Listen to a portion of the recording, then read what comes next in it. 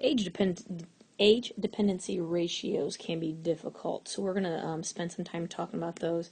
So we've got the U.S. population here in 2010 next to us, and notice that they do give us the total right there. So that will be, we might need that in certain spots. So number 12, we're going to find the ratio of population 29 years old or younger to the total.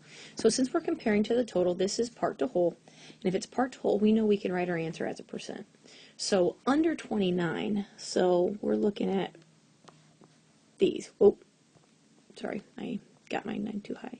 So we need to add all of those up. So you do the math, and when you add them up, you should get 125,955,404, and we're comparing that to the total. So the total is the 308,745,538. That's a huge numbers within that fraction, and that gives us 0.40796. So because it's part total, right at the beginning we said we could use a percent, we know that 40.8% of our population is 29 or under. So we've got some young, 40%, all close to 41% of our population is under 29. But part to whole means we can write as a percent. Let's go to 13. Ratio of population 80 or older. So now we're talking about the old people. So the old people are down here. Let's add those together, and we end up with 11,236,760. And again, we're comparing to the total. So total means part to whole means percentage. So I get the total on the bottom here again, the big honking number, and we can make that 0.036. So as a percent, we're at 3.6%. So there's only 3.6% of the population 80 or above. That is very different compared to the 41% of the young people.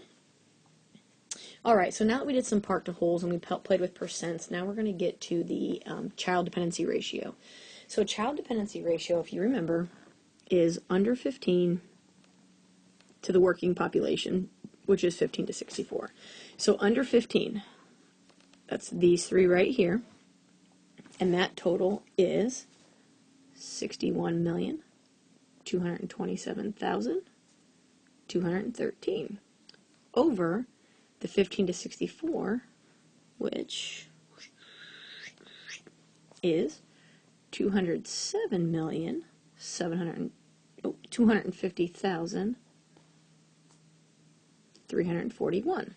Sorry, I looked at the wrong number there. So when this is part to part, right, because each one of these age groups is a part of the total. So when I put these together, right, and when I divide, I will get 0.295.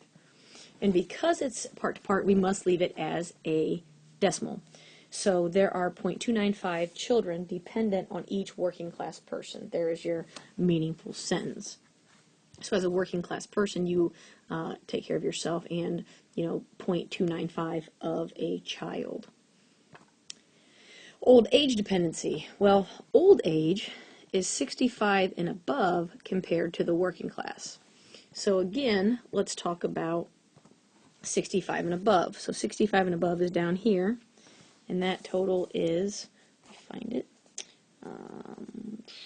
40,267,984 over the working class. And we talked about the working class earlier, 15 to 64, same number that we used in the last problem, 207,250,341.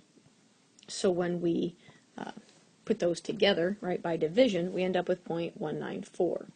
And again, part to part, so we leave it as a decimal. We, as a working class person, you support 0.194 old age person. That's what that means. And age dependency. So remember that age dependency is 15 and below plus 65 and over compared to the working class.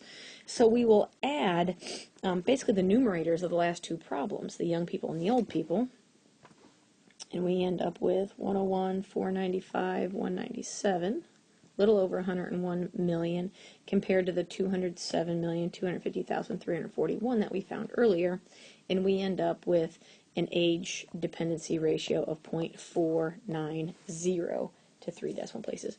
So it's almost half. So what that means is 0.49 young and old, 0.49 people are dependent on each person in the working class. So if you're between 15 and 64, you're responsible for yourself financially, and then you will also care for 0.49 of another person. So almost half another person you're responsible for. So those are the ratios of age dependency ratio.